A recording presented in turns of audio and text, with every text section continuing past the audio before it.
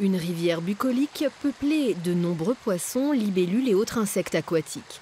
La Dijane, en retrouvant son lit naturel, a reconquis sa biodiversité. Voilà un des exemples que les organisateurs de cette journée voulaient montrer aux participants. Ici, un ancien moulin et un biais qui avaient tendance à s'envaser ont été détruits. Des berges et des méandres ont été redessinés. Les vaches peuvent pâturer en toute sécurité. Un réaménagement qui a vu le jour en 2012 grâce à la bonne entente entre l'agence de l'eau et l'agriculteur, propriétaire des lieux.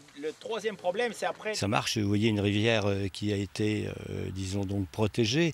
Depuis 5 ans, vous avez vu l'évolution de la végétation en bord de cours d'eau. C'est peut-être mieux que d'avoir un canal en béton comme dans certaines régions où ça s'est fait. On pourrait ainsi multiplier à l'envi les exemples convaincants. Ils ont tous un point commun.